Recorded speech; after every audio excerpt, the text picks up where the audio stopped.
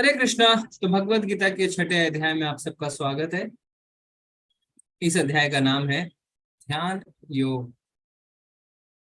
तो इस अध्याय के बाद हम भगवत गीता का एक तिहाई हिस्सा कंप्लीट कर लेंगे। 33%। कुल भगवत गीता में 18 अध्याय हैं। इस अध्याय में हम देखेंगे कि कैसे ध्यान के माध्यम से हम भगवान से जुड़ सकते हैं। और ध्यान यानी अष्टांग योग। तो अष्टांग योग की क्या विधि है वो भी हम जानेंगे। और साथ ही साथ भगवान इस अध्याय में बताने वाले हैं कि जितने भी योग विधि अभी तक हमने चर्चा करी, जो भगवान ने बताया, कर्म योग, ज्ञान योग, ध्यान योग, भक्ति योग, इनमें से श्रेष्ठ, सबसे सर्वश्रेष्ठ विधि कौन सी है वो भी भगवान बताएंगे। पर पहले हम करेंगे श्लोक ऑफ द डे। तो पिछले अध्याय का 29वां श्लोक यानी शांति सूत्र को हमने श्लोक ऑफ द डे कहा था। अगर आप इसका पठन करना चाहते हैं तो आप हैंड रेज कर सकते हैं। एक एक करके आप आपको चांस देंगे। आज हम ज्यादा हैंड नहीं ले पाएंगे क्योंकि समय बहुत हो गया है, पर कुछ हम ले सकते हैं। राजेश प्रभु जी, हरे कृष्ण। हरे कृष्णा प्रभु जी, दंडवत प्रणाम। भोक्तारं यज्ञ तपसां सर्वलोक महेश्वरं सुहृदं सर्वभूतानां ज्ञात्वा मा शान्तिमृच्छति। मुझे समस्त यज्ञों तथा तपस्याओं का परम भोक्ता, समस्त लोकों तथा देवताओं का परमेश्वर एवं समस्त जीवों का उपकारी एवं हितैषी जानकर मेरे भावनामृत से पूर्ण पुरुष भौतिक दुखों से शांति लाभ प्राप्त करता है। जी, बहुत ही सुंदर प्रभु, बहुत ही अच्छा किया आपने, धन्यवाद। हरे कृष्णा। सुलोचना माता जी। हरे कृष्ण। भोक्तारं यज्ञतपसां सर्वलोकमहेश्वरं सुहृदं सर्वभूतानां ज्ञात्वा मां शान्तिमृच्छति। जी माता जी, बहुत ही सुंदर, धन्यवाद। हरे कृष्णा रमेश प्रभु। हरे कृष्ण प्रभु जी, दंडवत प्रणाम। हरे कृष्ण। भोक्तारं यज्ञ तपसं सर्वलोकमहेश्वरं सुहृदं सर्वभूतानां ज्ञात्वा मां शान्तिमृच्छति। हरे कृष्ण प्रभु जी। जी, धन्यवाद प्रभु जी, धन्यवाद। पारस प्रभु, हरे कृष्णा। हरे कृष्ण प्रभु जी। जी। भोक्तारं यज्ञ तपसां सर्वलोक महेश्वरं सुहृदं सर्वभूतानां ज्ञात्वा मां शान्तिमृच्छति। वेरी नाइस प्रभु जी, धन्यवाद। बहुत ही अच्छा आज सब कोई कर रहे हैं। निशा माता जी, हरे कृष्णा। हरे कृष्णा प्रभु जी। जी माता भोक्ता यज्ञ तपसां सर्वलोका महेश्वरा सुहृदं सर्वभूतानां ज्ञात्वा मां शान्तिमृच्छति। जी, धन्यवाद माता जी। नेहा माता जी, हरे कृष्ण। हरे कृष्ण प्रभु जी। जी। भोक्तारं यज्ञतपसं सर्वलोक महेश्वरं सुहृदं सर्वभूतानां ज्ञात्वा मां शान्तिमृच्छति। हरे कृष्ण प्रभु जी। धन्यवाद, बहुत ही अच्छा। अभी हम लास्ट 2 हैंड लेते हैं। विजय प्रभु, हरे कृष्णा। हरे कृष्णा प्रभु जी। हरे कृष्णा प्रभु जी। जी प्रभु। भोक्तारं यज्ञतपसा सर्वलोक महेश्वरं सुहृदं सर्वभूतानां ज्ञात्वा मां शान्तिमृच्छति। हरे कृष्ण। धन्यवाद प्रभु, धन्यवाद। मधु माता जी, हरे कृष्ण। मधु माता जी। भोक्तारं यज्ञतपसं सर्वलोक महेश्वरं सुहृदं सर्वभूतानां ज्ञात्वा शान्तिमृच्छति। जी जी, धन्यवाद, बहुत बहुत धन्यवाद आप सभी का। आप सभी ने आज बहुत ही अच्छे तरीके से पठन किया। तो अभी हम वापस चलते हैं अपने अध्याय में, और ये बहुत ही सुंदर अध्याय है आज का। आप सब देखेंगे, नाम है ध्यान योग, पर हमें बहुत कुछ इससे सीखने को मिलने वाला है। तो जब हम लोगों से पूछते हैं योग क्या है, तो अलग अलग जवाब मिलते हैं। कोई कहता है योग, अरे योग से तो वजन कम किया जा सकता है। कोई कहता है योग से सुंदरता बढ़ती है। कोई कहता है हम फिट रह सकते हैं। कोई कहता है योग करेंगे तो जवान बन जाएंगे। और कई लोग इसे सिद्धि प्राप्त करने के लिए करते हैं। तो क्या वास्तव में यही योग है, या ये योग है जिसमें हम बैलेंस बनाते रहते हैं, या फिर ये है योग, है ना? आप देखिए, इस व्यक्ति को न जाने सांस भी कैसे आ रही होगी। या इस तरीके से हाथ पैर को मोड़ना योग है, या ये योग है ना, जो मन वो कर रहे हैं। आप देखिए बैलेंस बना के क्या कर रहे हैं, बियर पी रहे हैं, दारू पी रहे हैं और कह रहे हैं हम योग कर रहे हैं। या फिर ये योग है जिसमें आपके जानवर को अपने पीठ पे चढ़ा के आप बैलेंस कर रहे हैं। और ये आजकल बड़ा फेमस है, चेयर योगा कहते हैं इसे, है ना। ऑफिस में कुछ भी लोग करते हैं और बड़े संतुष्ट होते हैं कि अरे हमने तो योगा करा, पता है हमने योगा किया। तो तरह तरीके की किताबें निकल गई हैं मार्केट में आजकल योगा के नाम पे। Yoga for physical mental health, yoga for pregnancy, yoga for कैटजन। आप देखिए यहाँ पे बिल्ली अपने सिर के बल खड़ी है। Chair yoga, yoga for wellness, back care, desktop yoga, yoga secret for business success. आप सोचिए बिजनेस में सक्सेस पाना है तो योगा करो। टेनिस योगा, ऑफिस योगा इत्यादि। पर वास्तव में योग शब्द का अर्थ है क्या, तो इसको हम देखेंगे भगवान के मुख से खुद, कि भगवान ने क्या बताया कि असली योगी कौन है। तो यहाँ पे पहला श्लोक भगवान खुद कहते हैं, श्री भगवान उवाचा अनाश्रिता कर्म फलम कार्यम कर्म करोति यः स सन्यासी च योगी च नानिरग्नि न चाक्रियः। श्री भगवान ने कहा, जो पुरुष अपने कर्म फल के प्रति अनासक्त है और जो अपने कर्तव्य का पालन करता है वही सन्यासी और असली योगी है। वह नहीं जो ना तो अग्नि जलाता है और ना कर्म करता है। तो भगवान ने हमें यहाँ पे डेफिनेशन दे दी है यहाँ पे असली योगी की। तो भगवान क्या कह रहे हैं, जो अपने कर्म फल के प्रति अनासक्त है, यानी जो अपने कर्मों के फल से अटैच्ड नहीं है और अपने कर्तव्यों का पालन करता है। कई बार क्या होता है, जैसे ही लोगों को कहा जाता है अपने फल से आसक्त मत हो, वो कर्मों को ही छोड़ देते हैं। तो भगवान ने क्या कहा है, कर्मों के फल से आसक्ति भी होनी चाहिए और साथ ही साथ कर्तव्यों का पालन भी करना चाहिए। और ऐसा हम कर पाएंगे तो असली योगी हम बन जाएंगे। तो यहाँ पे कर्तव्य को त्यागने की बात नहीं कही गई है। त्यागना है तो फल से आसक्ति को त्यागना है। तो जैसे हम देख सकते हैं अम्बरीश महाराज, युधिष्ठिर महाराज राज ऋषि थे। राज ऋषि का अर्थ क्या होता है, राजा और ऋषि एक साथ, यानी राजा भी थे और अपने कर्तव्यों को एक ऋषि की तरह, एक योगी की तरह निभा रहे थे। इसीलिए भक्ति रसामृत सिंधु में रूप गोस्वामी क्या कहते हैं, ऋषिकेन ऋषिकेश सेवनम भक्ति उच्यते। भक्ति का अर्थ है ऋषिकेश, ऋषिकेन ऋषिकेश सेवनम, यानी अपने इंद्रियों से इंद्रियों की स्वामी की सेवा करो। भगवान श्री कृष्ण का नाम ऋषिकेश है। ऋषिकेश का मतलब होता है इंद्रियों के स्वामी। ऋषिकेना का अर्थ होता है अपनी इंद्रियों से इंद्रियों के स्वामी की सेवा करो। कैसे कर सकते हैं, अपनी आंखों से भगवान के दर्शन कर सकते हैं, अपने हाथों से उनके लिए भोग बना सकते हैं, मंदिर की सफाई कर सकते हैं, अपने कानों से उनका कीर्तन सुन सकते हैं, अपनी जीवा से उनके नाम का जप कर सकते हैं। इस तरीके से अपनी इंद्रियों से हम क्या कर सकते हैं, भगवान की सेवा कर सकते हैं। तो जो जीव अपनी तुष्टि के लिए नहीं अपितु भगवान की तुष्टि के लिए कर्म करता है वही पूर्ण सन्यासी या पूर्ण योगी कहा जाता है। तो हमें समझ में आ गया कि योग और योगी शब्द का अर्थ क्या है। अब हम देखेंगे अष्टांग योग। तो ध्यान योग की जो विधि है वो अष्टांग योग के माध्यम से पूरी होती है। और अष्टांग योग जैसा कि नाम से पता चलता है इसमें 8 अंग हैं। क्या क्या है वो 8 अंग, यम नियम आसन, प्राणायाम, प्रत्याहार, धारणा, ध्यान और समाधि। तो यम यानी क्या नहीं करना है, नियम यानी क्या करना है, आसन यानी कैसे अलग अलग मुद्राओं में बैठना है। और लोग इसी को योग समझ बैठते हैं। अगर आप देखें आज के जमाने में, आप पीछे पूछे किसी से कि योग क्या है तो क्या कहेंगे, ऐसे बैठना, ऐसे बैठना, ऐसे बैठना। तो अष्टांग योग की 8 अंगों में से सिर्फ एक अंग को वो क्या कहते हैं, पूरा योग मान बैठते हैं। फिर प्राणायाम यानी सांस की गति को रोकना, कंट्रोल करना, नियंत्रित करना। फिर उसके बाद है प्रत्याहार यानी इंद्रिय सुख को त्यागना। धारणा ये है ध्यान की प्रारंभिक अवस्था। ध्यान और फिर समाधि, समाधि यानी जो संत है वो भगवान के दर्शन कर सकता है अपने हृदय में।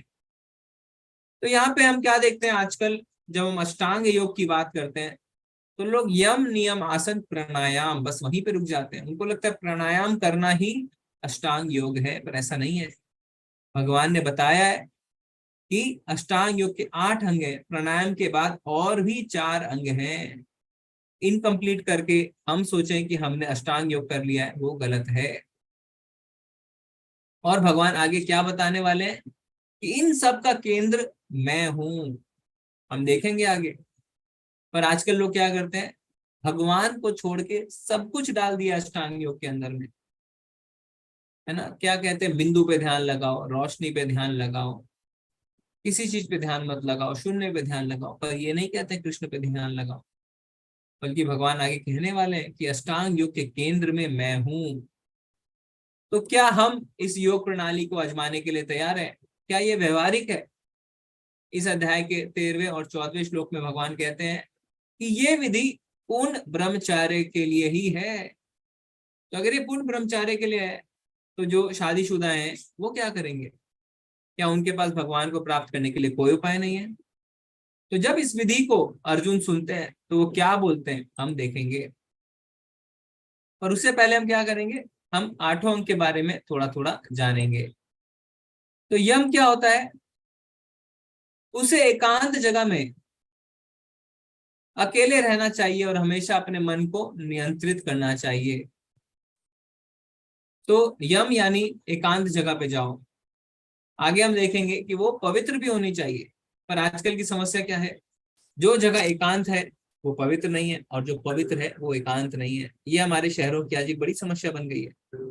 फिर है नियम, यानी खाने, सोने, काम करने और मनोरंजन करने की उसकी आदतों में समशीतोषण यानी बैलेंस।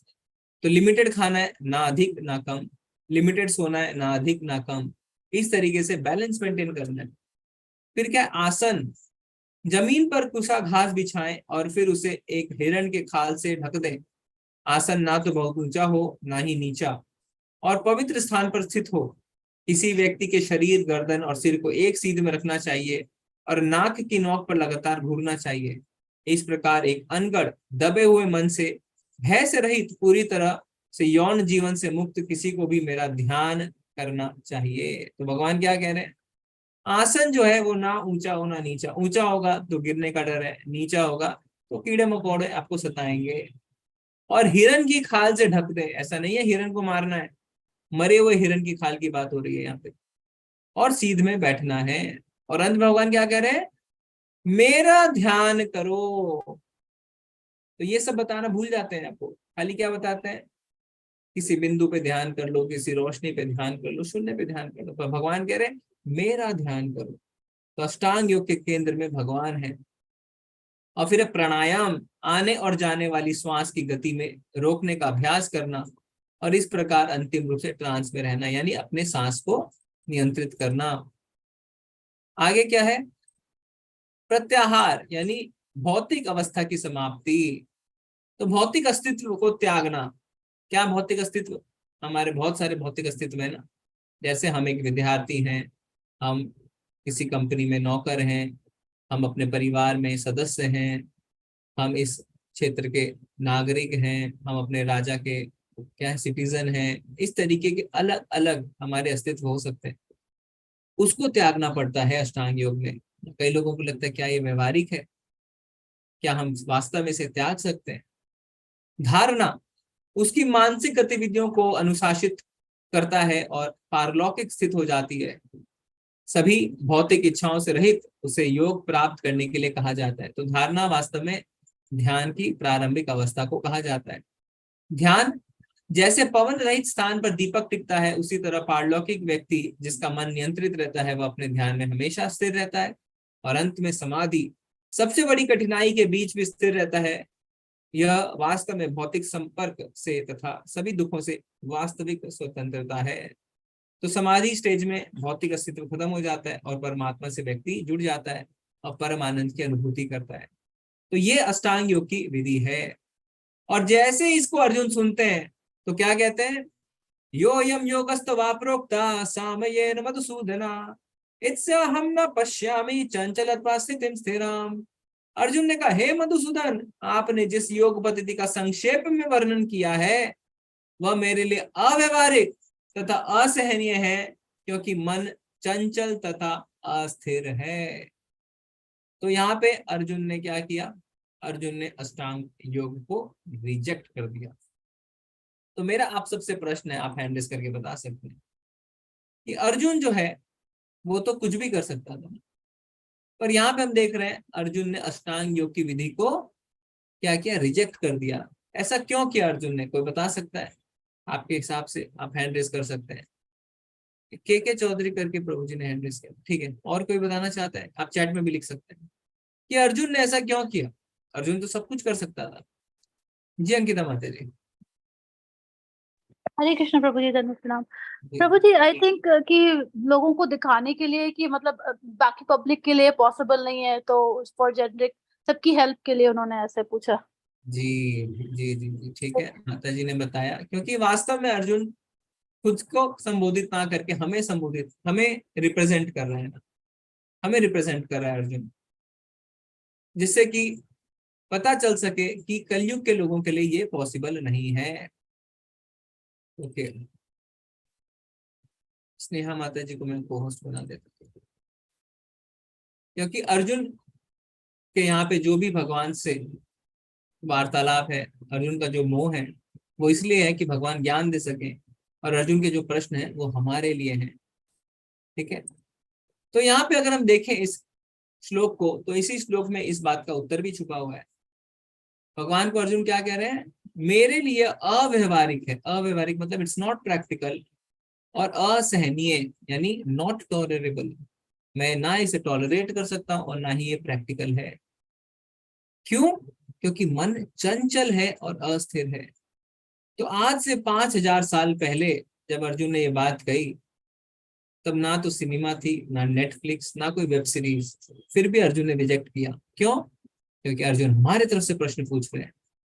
कि अर्जुन तो तैयार थे, है ना, उन्होंने पहले अध्याय में भगवान से कह दिया था कि मैं सब कुछ छोड़ छाड़ के जंगल चला जाऊंगा, पर कलयुग में लोगों के लिए व्यवहारिक नहीं है। और दूसरा, ये छोटे बच्चे और माताएं क्या करेंगे, वो कैसे सब कुछ छोड़ के जा सकते हैं? तो प्रश्न ये उठता है, अगर ऐसा ही है और अर्जुन कह रहे हैं कि ये व्यवहारिक नहीं है और मैं इसे सह नहीं कर सकता, टॉलरेट नहीं कर सकता, तो भगवान को इसे भगवत गीता में बताने की आवश्यकता ही क्या थी? जो योग पद्धति अव्यवहारिक बता रहे हैं अर्जुन, तो भगवान ने उसे भगवत गीता में बताया ही क्यों? आपको ये बताना चाहते हैं क्यों किया भगवान ने ऐसा? किसी को नहीं पता है?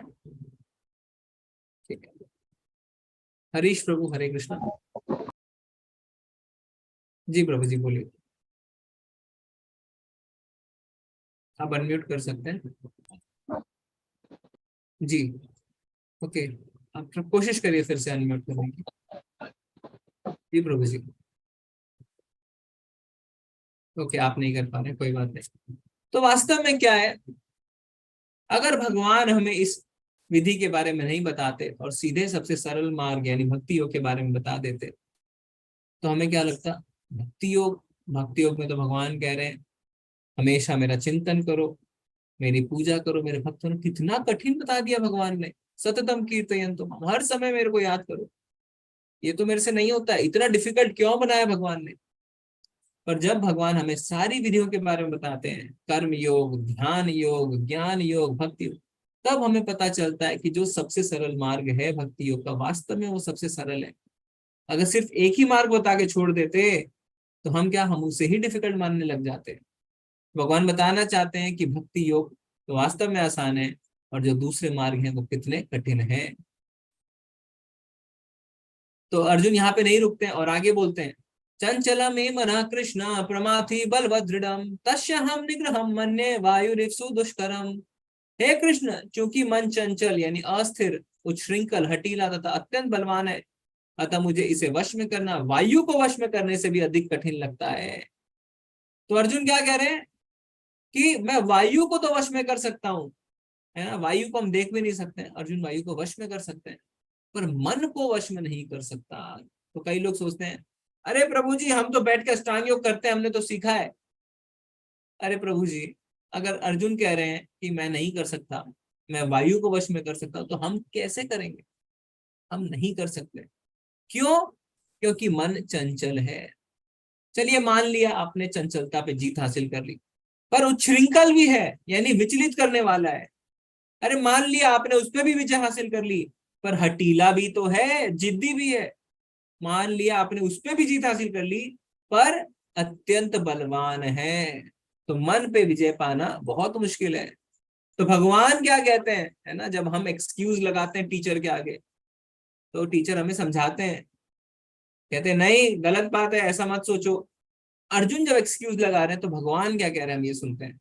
श्री भगवान उवाचा असंशयम महाबाहो मनो दुर्निग्रहम चलम अभ्यासेन तु कौन्तेय वैराग्येन च गृह्यते।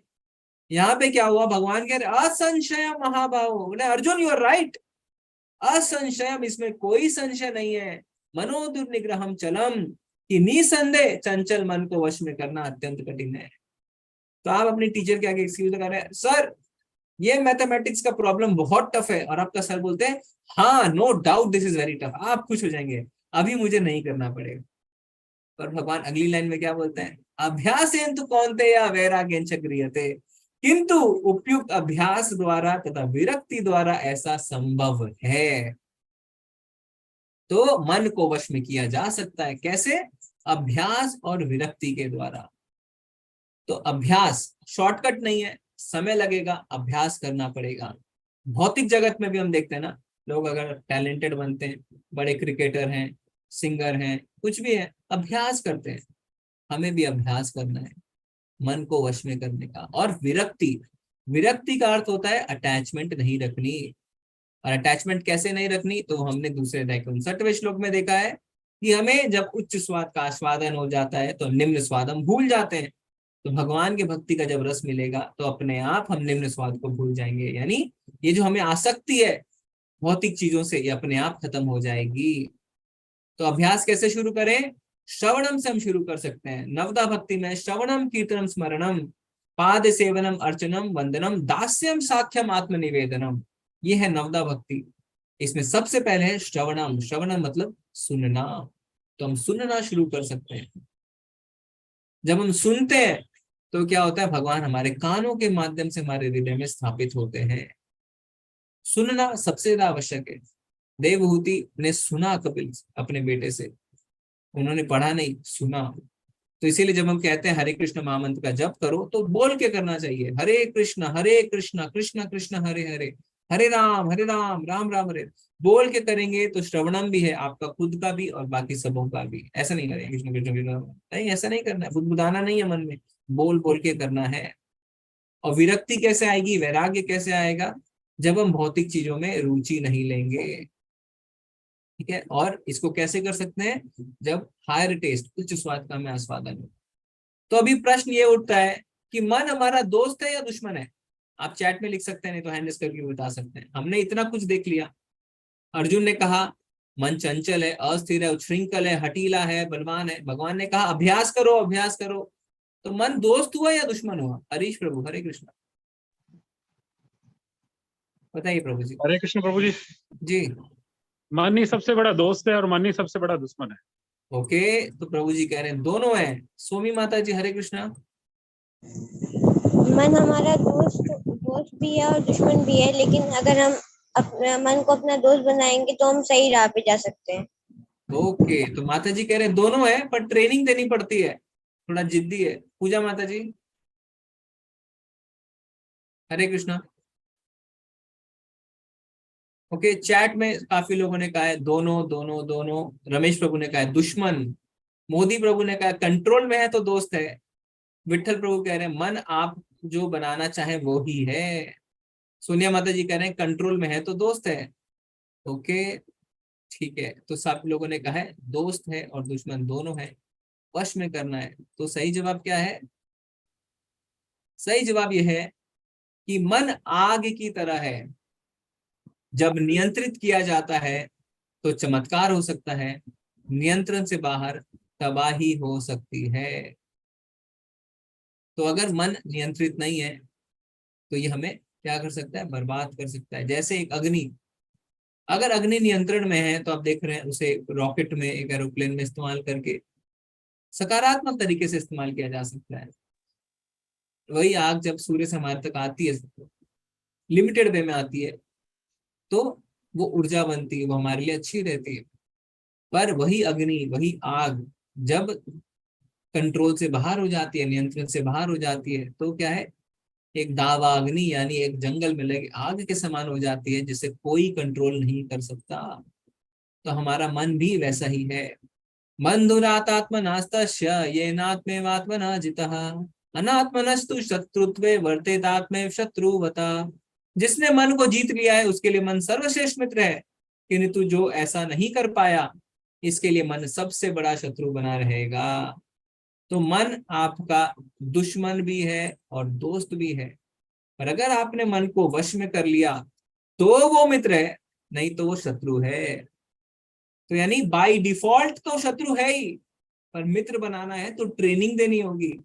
शत्रु बनाने की ट्रेनिंग नहीं देनी है, शत्रु तो अपने आप ही है वो, पर मित्र बनाने के लिए ट्रेनिंग देनी है। ठीक है, जैसे एक जिद्दी घोड़ा होता है ना, पहले कंट्रोल में नहीं आता है, पर धीरे धीरे वो आपका दोस्त बनता है। तो सबसे आसान तरीका है क्या, कैसे पता लगा सकते हैं कि मन आपका दोस्त है कि दुश्मन है? सुबह अलार्म लगाते हैं कि मैं 4:30 बजे उठूं, मंगल आरती अटेंड करूं, पर नहीं कर पाते हैं, सो जाते हैं, स्नूज करते हैं, फिर 10 मिनट बाद, फिर 10 मिनट बाद, फिर 10 मिनट बाद, और उठते हैं 8 बजे। तो मन आपका दुश्मन है, मन ने आप पे विजय हासिल कर ली है। पर जब 4:30 का अलार्म लगाते हैं, तुरंत उठ जाते हैं, नहाने चले जाते हैं, मंगल आरती अटेंड करते हैं, भगवान के नाम का जप करते हैं, मन पे आपने जीत हासिल कर ली है, मन आपका दोस्त है। तो एक सबसे आसान तरीका यही है पता लगाने का कि आप सवेरे उठ पा रहे हैं कि नहीं उठ पा रहे हैं। ठीक है, तो हमें क्या करना है, हमें भी धीरे धीरे मन को ट्रेनिंग देके अपना दोस्त बनाना है। सुबह जल्दी उठने का अभ्यास करिए और इस बात को टेस्ट करते रहिए कि मन आपका मित्र हुआ है या अभी भी दुश्मन हुआ बैठा है। अब यहाँ पे 2 श्लोकों में अर्जुन ने बहुत ही इंपॉर्टेंट प्रश्न पूछे हैं भगवान से, जो हमारे जीवन में भी आते हैं, और इन प्रश्नों का उत्तर ना मिलने के कारण लोग भक्ति में उतरते ही नहीं है, डर जाते हैं। क्या पूछते हैं? अर्जुन ने कहा, हे कृष्ण, उस असफल योगी की गति क्या है जो प्रारंभ में श्रद्धा पूर्वक आत्म साक्षात्कार की विधि ग्रहण करता है, किंतु बाद में भौतिकता के कारण उससे विचलित हो जाता है और योग सिद्धि को प्राप्त नहीं कर पाता। तो कई लोगों को क्या लगता है, अरे हम भक्ति के मार्ग पर चल तो पड़ेंगे, पर न जाने हम एंड तक पहुंचेंगे नहीं पहुंचेंगे। नहीं पहुंचेंगे तो ना तो माया मिली ना भक्ति मिली, ना कृष्ण मिले ना माया, है ना। क्योंकि अगर एंजॉय कर रहे होते आराम से तो आज तक 50 कंट्री घूम लिए होते, है ना। कितना मजा आता, देखो कितने बड़े बड़े रेस्टोरेंट में खाते, अच्छी अच्छी दारू पीते, अच्छी अच्छी गाड़ी में घूमते। पर इस्कॉन वालों ने कहा छोड़ दो सारी चीजें, भक्ति करो। अरे अभी तो कृष्ण भी नहीं मिले, माया भी नहीं मिली, तो क्या है, कृष्ण तो मिल भी जाएंगे पर माया कभी नहीं मिलेगी, माया कभी नहीं मिलेगी, कृष्ण तो मिल भी जाएंगे। तो एक चीज आपको समझनी है क्या, कि भक्ति हमारी भौतिक पढ़ाई की तरह नहीं है कि आप इस जन्म में पढ़ाई करते हैं, डॉक्टर बनते हैं, शहर के नंबर 1 कार्डियोलॉजिस्ट, आपकी मृत्यु हो जाती है, अगले जन्म में आपको क्या दोबारा शहर का नंबर 1 कार्डियोलॉजिस्ट बनते ही, आप पैदा होते ही बन जाएंगे? नहीं बनेंगे, दोबारा पढ़ाई करनी पड़ेगी, दोबारा प्रूव करना पड़ेगा। पर भक्ति में क्या है, अगर आपने इस जन्म में 1% भी प्रोग्रेस करी तो अगले जन्म में आप 2% से शुरुआत करेंगे, 1 से नहीं, क्योंकि भक्ति शाश्वत है। और यही कारण है कि कुछ बच्चे पैदा होते ही भक्ति में लग जाते हैं और कुछ बुढ़ापे में आके भी नहीं लग पाते हैं, क्योंकि पिछले जन्म में आपने भक्ति कर रखी है। तो अगर आपको ये डर सताता है कि हमारी भक्ति कंप्लीट नहीं होगी, तो डरने की आवश्यकता नहीं है, क्योंकि जहां आप यहाँ इस जन्म में खत्म करेंगे, अगले जन्म में आप वहीं से शुरुआत करेंगे। और दूसरा, माया को आप कभी भी नहीं हासिल कर सकते हैं। तो भगवान क्या कहते हैं, असफल योगी पवित्र आत्माओं के लोकों में अनेक अनेक वर्षों तक भोग करने के बाद या तो सदाचारी पुरुषों के परिवार में या धनवानों के कुल में जन्म लेता है। तो भगवान कह रहे हैं अगर किसी ने भक्ति करी और पूर्ण नहीं हुई तो पहले वो स्वर्ग जाएगा, भोग करेगा, फिर उसे मैं धनवान के घर में भेज दूंगा। क्यों? जिससे वो जाए, नाइट क्लब जाए, मौज करे, मस्ती करे, नहीं, जिससे कि उसे अपने भरण पोषण की चिंता ना करनी पड़े और वो भक्ति में ध्यान केंद्रित करे। और अगर किसी ने बहुत समय तक भक्ति करी और फिर उसको भक्ति पूर्ण नहीं हुई तो उसका क्या होगा? अथवा यदि दीर्घ काल तक योग करने के बाद असफल रहे तो वह ऐसे योगियों के कुल में जन्म लेता है जो अति बुद्धिमान है। निश्चय इस संसार में ऐसा जन्म दुर्लभ है। तो वो ऐसे परिवार में जन्म लेगा जिस परिवार में आचार्य जन्मते हैं, जिस परिवार में बचपन से ही वो भक्ति कर सकता है। तो क्या है, भक्ति कभी भी नाश नहीं होती। भक्ति आप करिए और जहां पे इस जन्म में खत्म होगी वहीं से आप अगले जन्म में शुरू करेंगे। तो ये है योग लैडर। तो हमने जितने भी प्रकार की विधियां देखी, सबसे नीचे कर्म योग, तो अपने इंद्रियों से भगवान की सेवा करना। उसके ऊपर ज्ञान योग, अपनी बुद्धि से भगवान की सेवा करना। अष्टांग योग, अपने मन से भगवान की सेवा करना। और भक्ति योग क्या है? भक्ति योग सबको सम्मिलित कर देता है और भक्ति योग में आप अपनी आत्मा को पूर्ण समर्पित कर देते हैं भगवान के प्रति, सब कुछ भगवान पे न्यौछावर कर देते हैं। ठीक है, तो वास्तव में ये एक सीढ़ी की तरह है और सारे योग विधियां आपको भक्ति योग की ओर ही लेके जाती है। तो हम शुरुआत करते हैं कर्म योग से, अपनी इंद्रियों से सेवा करते हैं, फिर अपनी बुद्धि से भगवान की सेवा करते हैं, फिर अपने मन को भगवान में लगाते हैं, और जब हम भक्ति योग में आते हैं तो मन बुद्धि सब कुछ हम भगवान में लगा देते हैं, अपनी आत्मा को भी हम भगवान पे न्यौछावर कर देते हैं। बिना भक्ति योग के आपको भगवान के धाम में प्रवेश नहीं मिल सकता। तो ये अध्याय जो है ये श्लोक ऑफ द डे है, आप इसे नोट कर लीजिए। ये जो श्लोका है 6.47, क्योंकि इस श्लोका में भगवान ने बता दिया हमें कि उनका फाइनल मत क्या है, कि जितने भी योगी हैं, कर्म योगी, ज्ञान योगी, ध्यान योगी, अष्टांग योगी, भक्ति योगी, कौन श्रेष्ठ है? योगी नामापि सर्वेषां मद्गतेनान्तरात्मना श्रद्धावान भजते यो माम समय युक्त तमो मतः।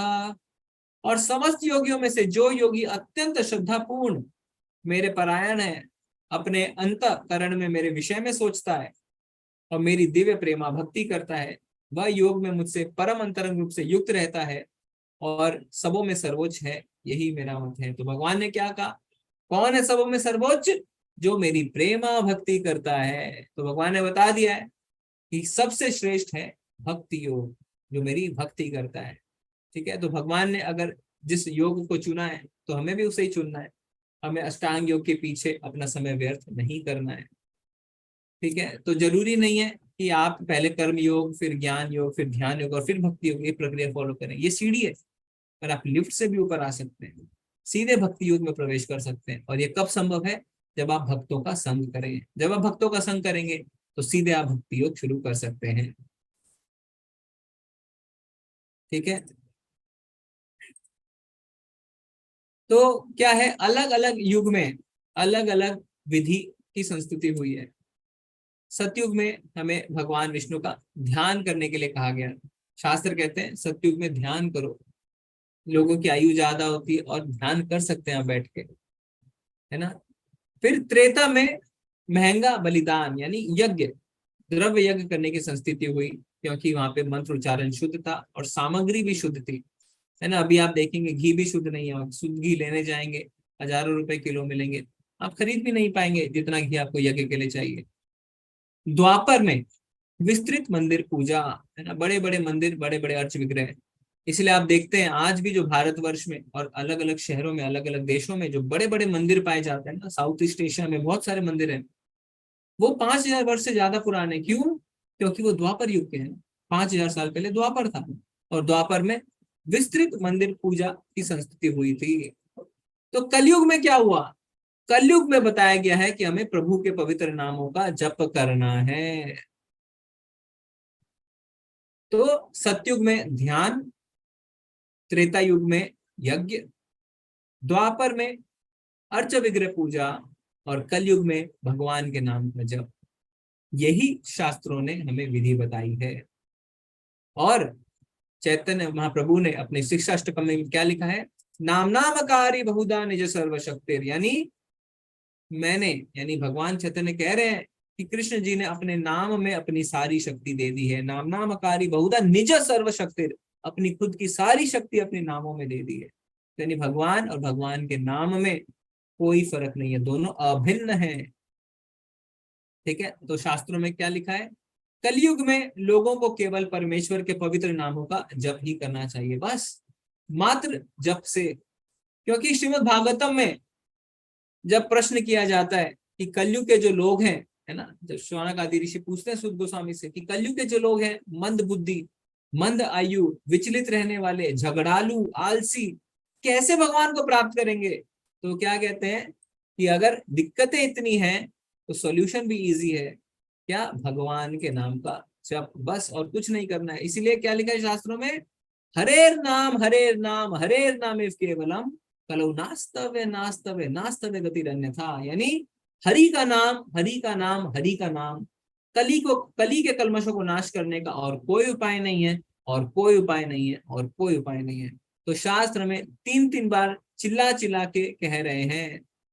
चैतन्य चरितामृत के मध्य लीला में ये आता है, हरे नाम इफ केवलम करो नास्तवे नास्तवे नास्तवे गतिरन्यथा।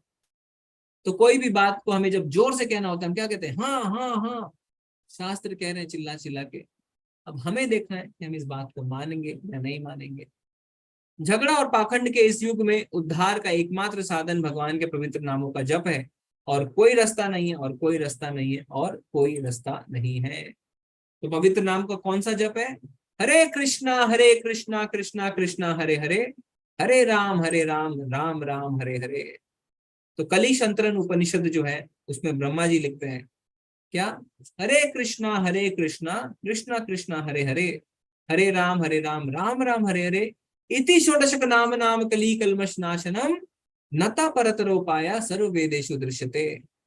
तो ब्रह्मा जी कह रहे हैं कि ये जो 16 शब्दों का मंत्र है, इति षोडशक नाम, षोडशक यानी 16 शब्दों का, सो इति षोडशक नाम, ये जो 16 शब्दों का नाम है, मंत्र है, कली कल्मष नाशनम, कली के कल्मशों को नाश करने वाला है, नता परतरोपाया, मुझे और कोई उपाय नहीं मिला, सर्व वेदेषु दृश्यते, मैंने सारे वेद छान मारे। तो ब्रह्मा जी सारे वेदों के क्या है, सारे वेदों के ज्ञाता है। वो कह रहे हैं कि सारे वेद छानने के बाद भी मुझे इससे अच्छा उपाय कुछ नहीं मिला। तो हम किस चीज का इंतजार कर रहे हैं, हम खुद अपने वेदों को पढ़ने का इंतजार कर रहे हैं, शास्त्रों को पढ़ने का इंतजार कर रहे हैं, नहीं कर पाएंगे ना। हमें तो अगर मैं पूछूं भी आपसे 4 वेदों के नाम बताओ, तो हो सकता है कई जनों को नाम तक ना पता हो, हम कैसे पढ़ेंगे, कैसे समझेंगे। ब्रह्मा जी कहते हैं ब्रह्म संहिता में कि अगर हम हवा की स्पीड से और मन की गति से भी शास्त्रों को पढ़ के भगवान को जानने की कोशिश करें तो हम नहीं कर पाएंगे, पर भक्ति से हम कर सकते हैं। और भक्ति इसमें क्या है, सबसे पहला कदम है भगवान के नाम का जप करना। तो इसको आप जप की तरह कैसे करेंगे, हरे कृष्ण कृष्ण कृष्ण हरे हरे, हरे राम राम राम हरे हरे। और इसी को, भगवान के नाम को आप संकीर्तन रूप में भी कर सकते हैं। कोई बताना चाहता है, हैंड रेज करिए कि इस को हम कैसे कर सकते हैं संकीर्तन रूप में। जी सोनिया माता जी आप बताइए। हरे कृष्णा कृष्ण कृष्ण हरे हरे, हरे राम राम राम हरे हरे। जी ठीक है, हरे कृष्ण। धन्यवाद माता जी। हम और सुनेंगे, मित्तल माता जी हरे कृष्णा। हरे कृष्णा जी। हरे कृष्णा कृष्ण कृष्ण हरे हरे, हरे राम राम राम हरे हरे। जी माता जी धन्यवाद। सुलोचना माता जी हरे कृष्णा। हरे कृष्णा। हरे कृष्ण कृष्ण कृष्ण हरे हरे, हरे राम राम राम हरे हरे। जी माता जी बहुत बहुत धन्यवाद। पोर्शिया माता जी। हाँ प्रभु जी। जी प्रभु जी। हरे कृष्ण कृष्ण कृष्ण हरे हरे, हरे राम राम राम हरे हरे। जी धन्यवाद, बहुत ही सुंदर। तो आप देखिए कि एक संकीर्तन को भगवान के नाम का हम कितनी तरीके से कर सकते हैं ना। तो ये डिफरेंस है जप में और संकीर्तन में। जप करेंगे तो हरे कृष्ण कृष्ण कृष्ण हरे हरे, हरे राम राम राम हरे हरे। और संकीर्तन आपने सुना, बहुत तरीके से भक्त करते हैं संकीर्तन, और बहुत ही आनंददायक है ना। सारे लोग झूम उठते हैं और नाच उठते हैं। इसीलिए हम देखते हैं कि फॉरेनर्स आते हैं और नाचते हैं भगवान के नाम के कीर्तन में, क्योंकि भगवान के नाम के कीर्तन में परम आनंद है। भगवान का नाम और भगवान अभिन्न है, दोनों में कोई डिफरेंस नहीं है। तो श्रीमद् भागवतम में क्या होता है, जब पता चलता है कलयुग के 6 लक्षणों के बारे में, तो सुखदेव गोस्वामी राजा परीक्षित को क्या बताते हैं, ये 12वें स्कंद में आता है। मेरे प्यारे राजा, तो परीक्षित महाराज ही है ना पहले श्रोता श्रीमद् भागवतम के। जब उन्हें सुखदेव गोस्वामी बताता है गंगा तट पे, जब परीक्षित महाराज को श्राप मिल जाता है कि 7 दिनों में वो मरने वाले हैं, तो वो प्रश्न पूछते हैं मैं क्या करूं, तो कहा जाता है भागवतम सुनिए। तो सुखदेव गोस्वामी उन्हें सुनाते हैं, मेरे प्यारे राजा, हालांकि कलयुग दोषों से भरा है, फिर भी इस युग के बारे में एक अच्छी गुणवत्ता है। तो कलयुग दोषों से भरा हुआ है ना, झगड़ालू है, मंद आयु है, लोग मंद बुद्धि है, आलसी है, पदभ्रष्ट है, हमेशा विचलित रहते हैं, पर फिर भी एक अच्छी बात है। क्या है, ध्यान से सुनिए। यह है कि हरे मंत्र का जाप करने से व्यक्ति भौतिक बंधन से मुक्त हो जाता है और आध्यात्मिक आकाश को पदोन्नत हो सकता है। तो श्रीमद् भागवतम के 12वें स्कंद में लिखा है, अगर हम भगवान के नाम का जप करते हैं तो ये भौतिक जगत से हमारी उन्नति, प्रमोशन हो जाएगा और हम आध्यात्मिक आकाश को जा सकते हैं। ओके, 10वें अध्याय में जब हम आएंगे भगवत गीता के, तो भगवान यहाँ पे बताते हैं जो अपनी विभूतियों के बारे में, तो उसमें बताते हैं यज्ञ नाम जप यज्ञोष्मी, यानी समस्त यज्ञों में मैं पवित्र नाम का कीर्तन। तो कई तरीके के यज्ञ होते हैं, जैसे द्रव्य यज्ञ भी एक यज्ञ है, भगवान के नाम का संकीर्तन भी एक यज्ञ है। भगवान बता रहे हैं जितने भी यज्ञ हैं उसमें से मैं क्या हूं, उसमें से मैं पवित्र नाम का कीर्तन हूं। तो इतना इंपॉर्टेंस दिया गया भगवान के नाम के जप को। तो हमें कैसे करना है, हरे कृष्ण महामंत्र का जाप शुरू करने से पहले पंच तत्व मंत्र का जाप करें। तो हमने पहले भी आपको बताया था पंच तत्व मंत्र, जय श्री कृष्ण चैतन्य प्रभु नित्यानंद श्री अद्वैत गदाधर शिवासादि गौर भक्तवृंद।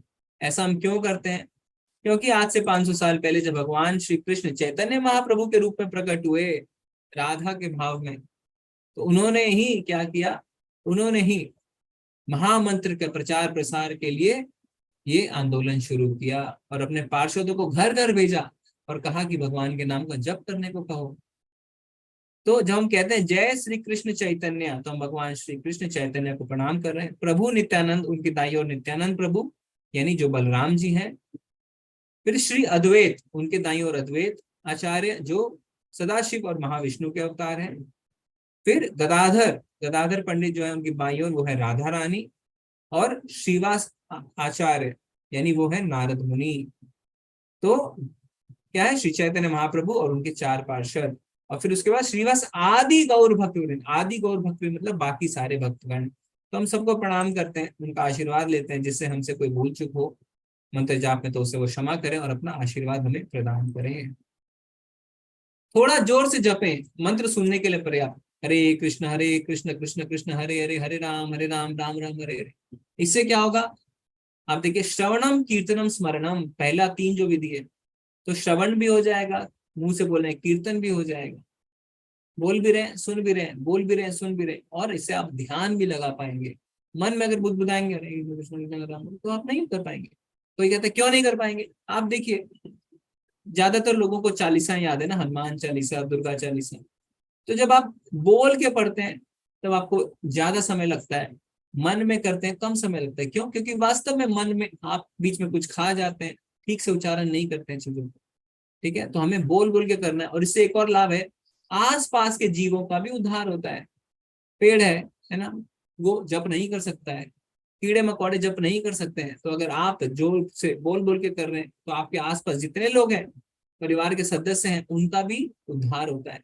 कई लोग है ना, देखते हैं परिवार में, अरे प्रभु जी हम तो कर रहे हैं और कोई नहीं कर रहा है। ठीक है, कोशिश करिए कि कम से कम वो सुने जब आप कर रहे हैं। अज्ञात सुप्रीति से भी उनका उद्धार होता है।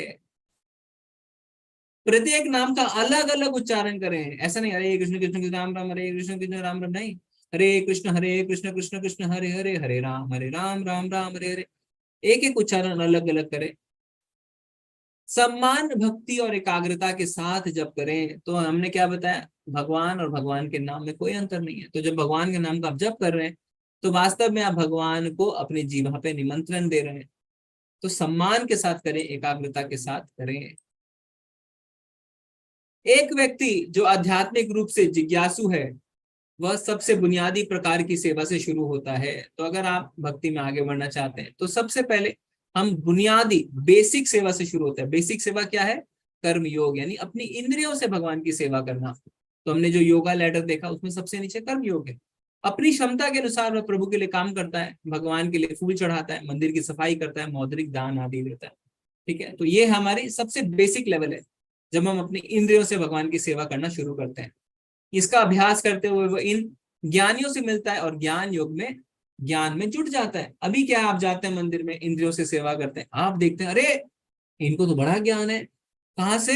ये भगवत गीता पढ़ते हैं, मैं भी पढ़ूंगा। तो आप ज्ञान में जुट जाते हैं। वह धीरे धीरे यह समझने लगता है कि वह शरीर नहीं है, परमात्मा उसके हृदय में रहते हैं और इस बात को महसूस करना चाहता है। और जब आप भगवत गीता पढ़ते हैं, आप इंद्रियों से भगवान की सेवा करते हैं, तो आप ये समझ जाते हैं कि आप शरीर नहीं है, आप आत्मा है। और अब आप भगवान को परमात्मा रूप में अपने अंदर में महसूस करना चाहते हैं। वह कृष्ण के समक्ष समर्पण कर देता है, फिर आप सरेंडर कर देते हैं। और सरेंडर करते हैं तो क्या होता है? भक्त बन जाते हैं और सबसे उच्च योग साधन में शामिल हो जाते हैं, जो है भक्ति योग। भक्ति योग को बुद्धि योग भी कहा जाता है, क्योंकि यह सभी योग में सबसे चतुर है, क्योंकि अन्य योगों की सीमाएं हैं, इसकी कोई सीमा नहीं है। ठीक है, तो इसे बुद्धि योग भी कहते हैं। तो अंत में प्रभुपाद जी के कुछ शब्द देख लेते हैं। भक्ति योग समस्त योगों की परिणति है। अन्य योग तो भक्ति योग में भक्ति तक पहुंचाने के साधन मात्र है। कर्म योग से आप भक्ति तक पहुंचेंगे, ज्ञान योग से भक्ति तक पहुंचेंगे। ऐसा नहीं कि कर्म योग से सीधा भगवत प्राप्ति हो सकती है, नहीं, भक्ति योग तो आपको आना ही पड़ेगा। योग का वास्तविक अर्थ भक्ति योग है। अन्य सारे योग भक्ति योग रूपी गंतव्य की दिशा में अग्रसर होते हैं। कर्म योग से लेकर भक्ति योग तक का लंबा रास्ता आत्म साक्षात्कार तक जाता है। निष्काम कर्मयोग इस रास्ते का आरंभ है। तो कर्मयोग का अर्थ होता है निष्काम कर्मयोग, यानी भगवान के लिए कार्य करना, बिना फल की इच्छा के कार्य करना। कोई विरला भाग्यशाली वैदिक विधान के अनुसार भक्ति योग के पद को स्वीकार करके कृष्ण भावना भावित हो पाता है। आदर्श योगी श्याम सुंदर कृष्ण पर अपना ध्यान एकाग्र करता है। उनके अंगों को प्रदीप्त करने वाली उनकी ज्योति ब्रह्म ज्योति कहलाती है। तो भगवान के शरीर से जो ज्योति, जो एफल्जेंस निकलती है, उसे ब्रह्म ज्योति कहते हैं। तो हर निराकार का एक जो बेस है वो क्या होता है, जो आधार है वो साकार होता है। जैसे आप जिस कमरे में बैठे हैं उसमें जो लाइट है वो निराकार है, पर उसका आधार जो है बल्ब या ट्यूबलाइट वो साकार है। कोई पुष्प की सुगंध जो आप सूंघते हैं वो निराकार है, पर उसका आधार पुष्प है, वो साकार है। तो ब्रह्म ज्योति जो निराकार है, जिसका कोई आकार नहीं है, उसका आधार भगवान खुद है जो साकार है। उनके अंगों को प्रदीप्त करने वाली उनकी ज्योति ब्रह्म ज्योति कहलाती है। वे राम, नरसिंह, वराह तथा श्री भगवान कृष्ण जैसे विभिन्न रूपों में अवतरित हैं। वे सामान्य व्यक्ति की भांति माता यशोदा के पुत्र रूप में जन्म ग्रहण करते हैं और कृष्ण, गोविंद तथा वसुदेव के नाम से जाने जाते हैं। वे पूर्ण बालक, पूर्ण पति, पूर्ण सखा तथा पूर्ण स्वामी हैं। तो भगवान कुछ भी करते हैं तो हमेशा पूर्ण करते हैं ना, इसलिए क्या कहा गया है, ओम पूर्णमद पूर्णमिदं पूर्णात् पूर्णमुदच्यते पूर्णास्य पूर्णमादाय पूर्णमेवावशिष्यते। कि भगवान पूर्ण है और पूर्ण में से पूर्ण निकल भी जाए तो भी पूर्ण ही रहता है। और वे समस्त ऐश्वर्यों तथा दिव्य गुणों के ओतप्रोत हैं। जो श्री भगवान के इन गुणों से पूर्णतः अभिज्ञ रहता है वह सर्वोच्च योगी कहलाता है। योगी की यह सर्वोच्च दशा केवल भक्ति योग से ही प्राप्त की जा सकती है, जिसकी पुष्टि वैदिक साहित्यों से होती है। तो इससे हमारा अध्याय शेष होता है। अंत तक बने रहने के लिए बहुत बहुत धन्यवाद। हरे कृष्ण। अगर आपके कोई प्रश्न है तो आप हैंड रेज कर सकते हैं, नहीं तो चैट में भी लिख सकते हैं। जी माता जी, हम एक एक करके प्रश्न ले सकते हैं। स्नेहा माता जी, हरे कृष्ण। ओके, पारस प्रभु, हरे कृष्णा। हरे कृष्ण प्रभु जी, मेरा सवाल है कि मन को एकाग्र करने का सबसे सही तरीका क्या है? जी जी जी, मन विचलित ना हो जगह जगह, क्योंकि मन बहुत ज्यादा विचलित रहता है मेरा। तो अभी हमने क्या देखा, अर्जुन ने कहा आपका ही नहीं सबका ही रहता है, इसलिए अर्जुन ने कहा चंचलम ही मना कृष्णा। तो भगवान क्या कह रहे हैं, अभ्यास हेतु कौनते या वैराग्यंतु क्रियते, अभ्यास करो और वैराग्य। तो आप बोलेंगे अभ्यास तो मैं कर लूंगा, वैराग्य कैसे लाऊं, वैराग्य कैसे आएगा? तो दूसरे अध्याय के 59वें श्लोक का हमने बताया आपको कि उच्च स्वाद का जब आस्वादन होगा तब निम्न स्वाद खत्म हो जाएगा। तो भौतिक जो हम जिस चीज के पीछे भाग रहे हैं, भौतिक सुखों के पीछे, अगर उससे ऊपर उठना है, क्योंकि वही हमारे मन के चंचल होने का कारण है, भौतिकता, तो आपको क्या करना है, आपको भगवान की सेवा करनी है, भगवान की भक्ति करनी है, तो उच्च स्वाद का आस्वादन हो जाएगा। कैसे शुरू करें भक्ति? सबसे पहला कदम है भगवान के नाम का जप करना। तो आप भगवान के नाम का जप शुरू करिए, ठीक है। कम से कम 1 माला करिए, अगर आपका मन ज्यादा विचलित है तो 4 मालाएं कम से कम करिए, है ना। पर लेवल 1 में बोलते हैं 1 माला करिए। लेवल 1 में प्रभु जी कहते हैं नामेश्वर प्रभु की कोई फीस नहीं है, कुछ भी नहीं है, कोई भी लेवल में नहीं है, पर उद्देश्य एक है कि कम से कम आप 1 माला करना शुरू करें, ठीक है। आप ऐसा करेंगे तो आप देखेंगे पारस प्रभु जी कि आपका मन जो है वो आपके वश में आ गया है, ठीक है। मैं तो जी डेली 1 माला तो कर ही रहा हूँ। मैंने अभी धीरे धीरे माला की संख्या ही बढ़ानी शुरू जी, तो आप देखेंगे कितने दिन की आपको कोशिश करते करने हुए, 16 माला भी मैं जल्दी करूंगा शुरू। कितने दिन से आप कर रहे हैं? 3-4 सालों से कर रहा हूँ, लेकिन फिर भी कभी कभी ऐसा पल आता है कि मन एकाग्र नहीं हो पाता। जी, उसी चीज को लेकर बड़ा परेशान हूँ मैं। नहीं तो आप अगर 3-4 साल से कर रहे हैं तो आप माला बढ़ाइए प्रभु जी, और 16 माला पे आइए। अभी तक तो आपको 16 माला पे आ जाना चाहिए था, है ना। हाँ। वास्तव में ये 8 माला का नियम था, पर प्रभुपाद जी की कृपा है कि उन्होंने इसे 16 कर दिया। तो आप 16 माला करिए और आप देखेंगे फर्क, ठीक है। हरे कृष्णा। स्नेहा माता जी, हरे कृष्णा। स्नेहा प्रधान माता जी, हरे कृष्ण प्रभु। जी जी माता जी। माता जी आवाज नहीं आ रही आपकी।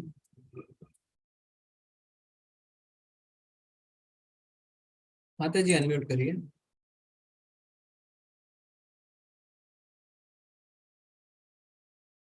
स्नेहा प्रधान माता जी, हरे कृष्णा। ओके, सुलोचना माता जी, हरे कृष्णा।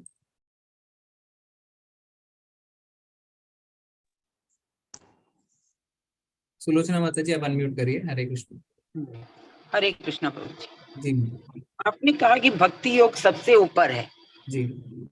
तो मैंने सुना है कि ज्ञान योग ज्यादा बड़ा है, तो क्या चीज सच है? जी जी मैं जी कहीं पे गई थी, मैं कहीं गई किसी दूसरी संस्था में, जैसे ब्रह्मा कुमारी समझ लीजिए, तो वहां पर वो किसी से परिचय मेरा करवाए, अपने किसी से, वो ब्रह्मा कुमारी के मेंबर हैं जो भी है, तो वो मेरे को वहां पे किसी से भी कराया, तो उन्होंने इस तरह से कहा अरे ये तो भक्ति योग में है, ये भक्ति में है। दैट मीन्स मैंने भक्ति तो बहुत छोटी चीज है, भक्ति आपको वहां तक नहीं लेके जा सकती है जो आपको परमात्मा की प्राप्ति करवाती है। उनका ये कहना था। तो पहले ज्ञान होना चाहिए। जी जी। तो इसका क्या डिफरेंस है दोनों में? जी जी जी जी। तो अगर आप देखें माता जी, जो छठा अध्याय में हमने पढ़ा उसका 47वां श्लोक 47, उसमें भगवान क्या कह रहे हैं? योगी नाम आपी सर्वेश मत गते अंतरात्मा श्रद्धावान भजते यो माम स में युक्त तमो मता। अनुवाद में क्या है? और समस्त योगियों में से, यानी समस्त योगी यानी जिसमें ज्ञान योग भी शामिल है, जो योगी अत्यंत श्रद्धा पूर्वक मेरे परायण है, अपने अंतःकरण में मेरे विषय में सोचता है और मेरी दिव्य प्रेमा भक्ति करता है, वह योग में मुझसे परम अंतरंग युग में रुक्त रहता है और सबों में सर्वोच्च है, यही मेरा मत है। तो ये भगवान ने आंसर दे दिया है। भगवान कह रहे हैं जो भक्ति करता है वो सर्वोच्च है। और जैसा आपने कहा कि पहले ज्ञान होना चाहिए, बिल्कुल सही, पहले ज्ञान बाद में भक्ति, यानी भक्ति ऊपर है नीचे नहीं। क्योंकि जब हम ज्ञान लेते हैं तो हमारे अंदर श्रद्धा बढ़ती है, श्रद्धा बढ़ती है तब हम और अच्छे से भक्ति करते हैं। जो भक्ति के 9 चरण हैं, सबसे पहले है श्रद्धा, फिर साधु संग, फिर भजन क्रिया, फिर अनर्थ निवृत्ति। इस तरीके से भक्ति बढ़ती बढ़ती ऊपर प्रेम तक जाती है। तो सबसे पहले श्रद्धा, और श्रद्धा आती है ज्ञान से। तो हम शास्त्रों को पढ़ लेते हैं, अरे भगवत गीता में तो भगवान ने ये कहा है, हमारी श्रद्धा बढ़ जाती है। तो उसके लिए ज्ञान आवश्यक है, पर भगवान तक हमें ज्ञान नहीं पहुंचा सकता है, क्योंकि भक्ति रस अमृत सिंधु में लिखा गया क्या?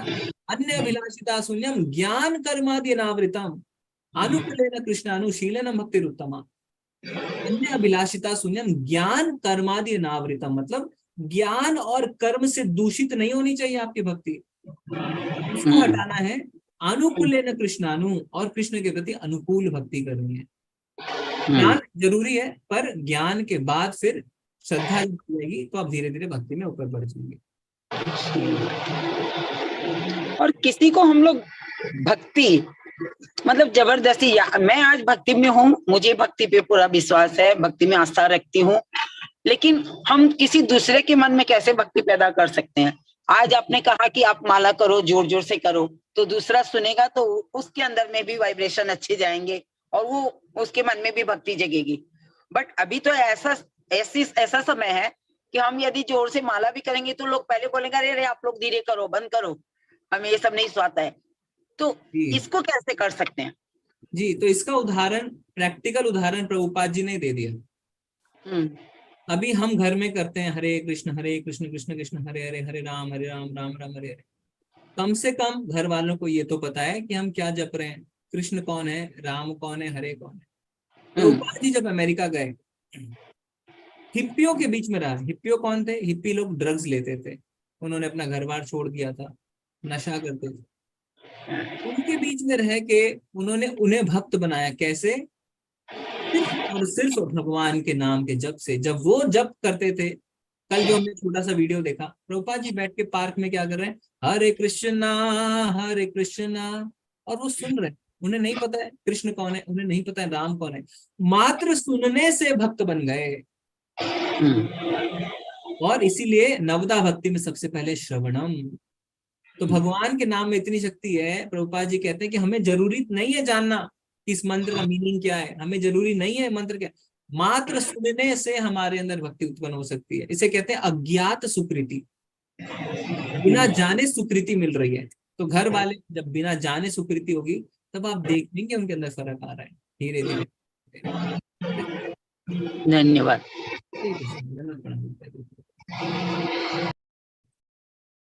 हरे कृष्णा हंसा माता जी।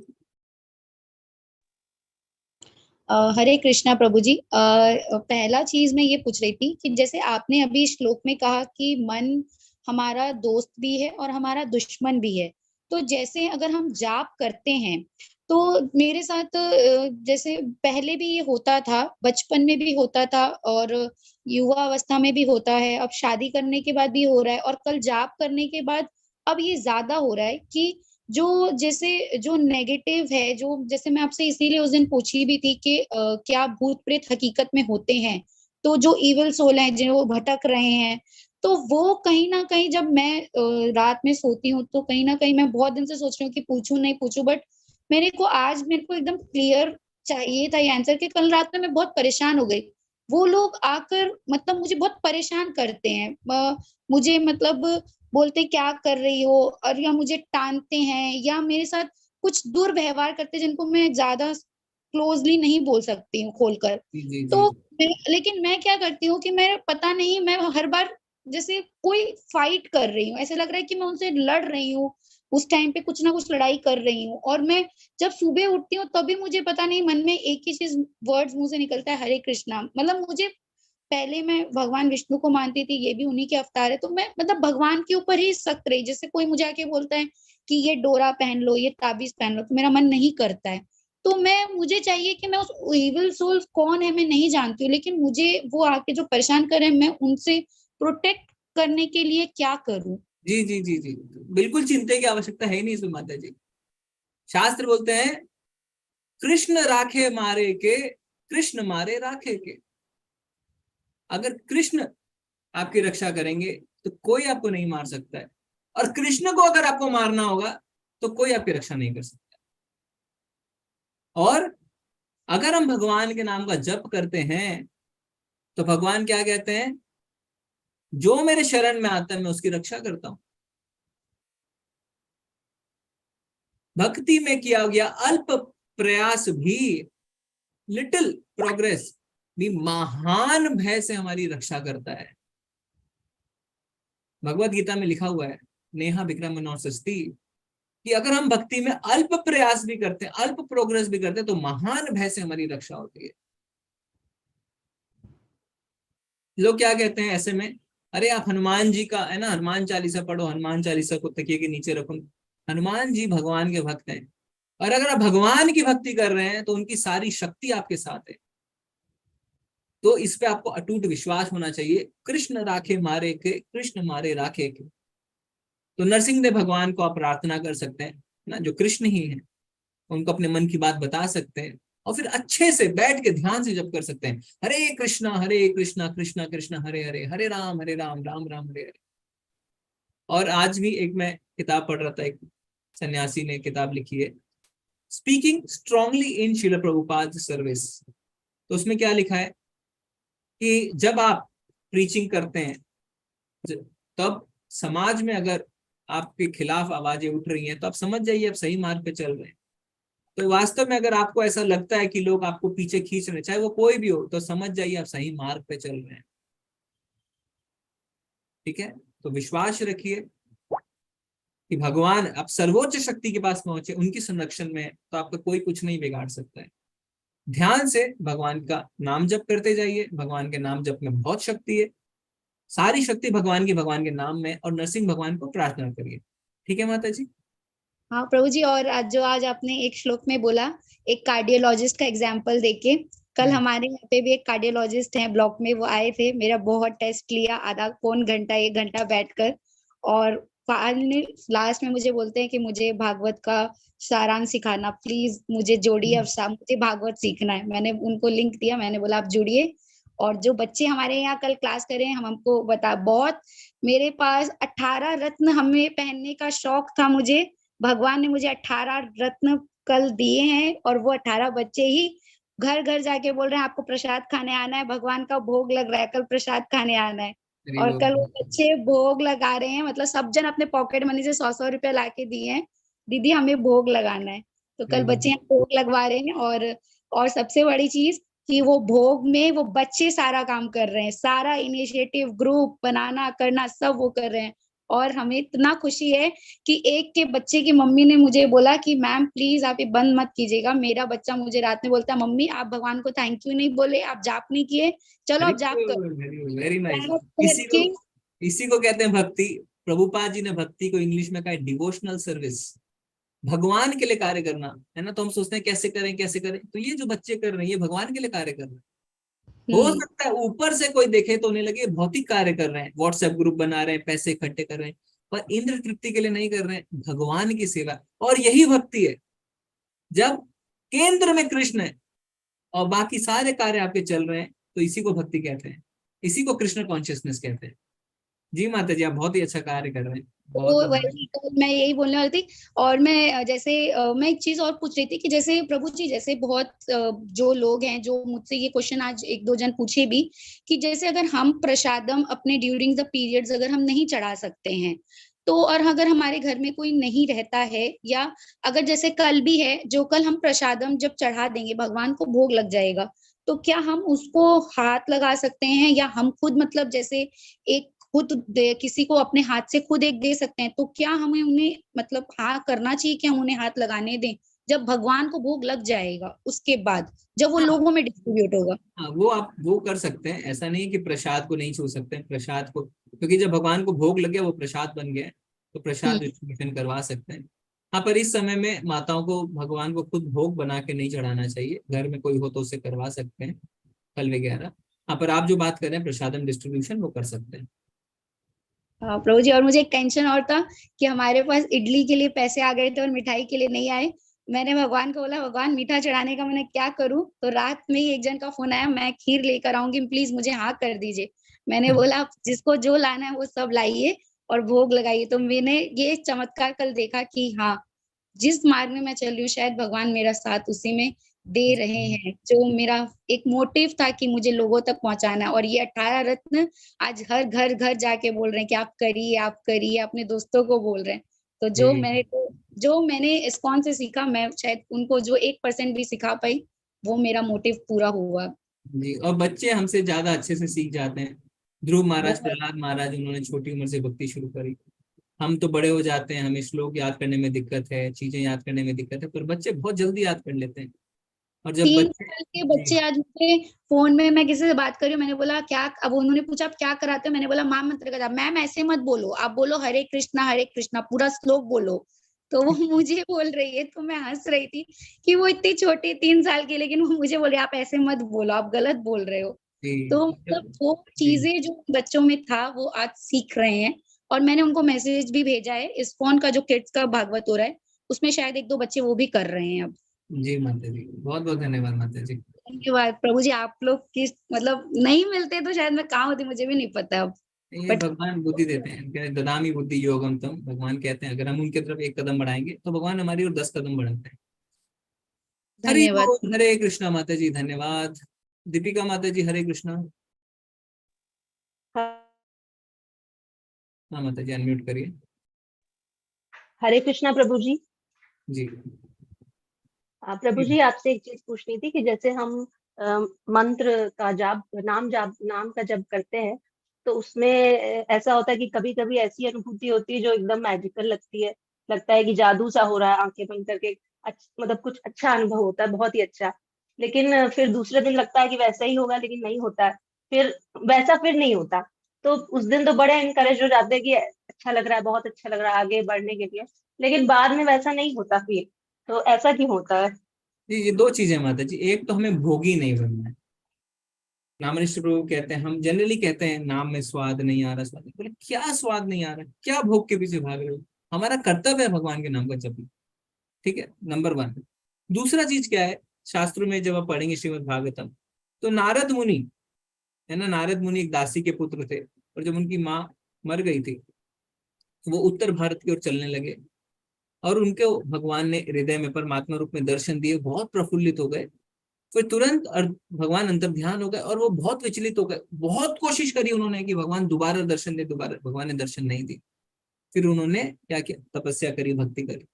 तो कभी कभी क्या होता है, जब हम भक्ति से जुड़ने लगते हैं, करने लगते हैं, हमें कुछ आनंद की अनुभूति होती है, अच्छा लगता है, तो वो हमें एनकरेजमेंट देते हैं भगवान। पर इसका अर्थ ये नहीं है कि बस अभी हम परिपक्व हो गए, हमें प्रेम अवस्था आ गई, नहीं।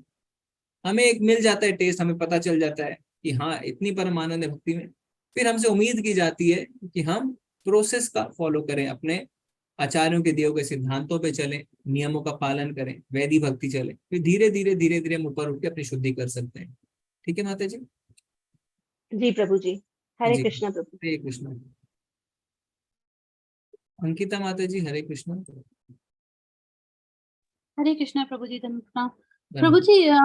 हम ये लाइन हमेशा सुनते हैं कि नाम और नामी में भेद नहीं है, पर प्रभु जी इसका रियलाइजेशन नहीं आता। हम समझते हैं कृष्णा मतलब कृष्णा, और हम नाम ले रहे हैं कृष्ण का, वो अच्छा है, पर उतना वो सेम फीलिंग नहीं होता प्रभु जी। जी जी, तो आएगा माता जी, क्योंकि अगर वो तुरंत ही आ जाएगा ना, तो फिर तो हम उत्तम अधिकारी हो गए। भक्ति में 3 अवस्था होती है, कनिष्ठ अधिकारी, मध्यम अधिकारी, उत्तम अधिकारी।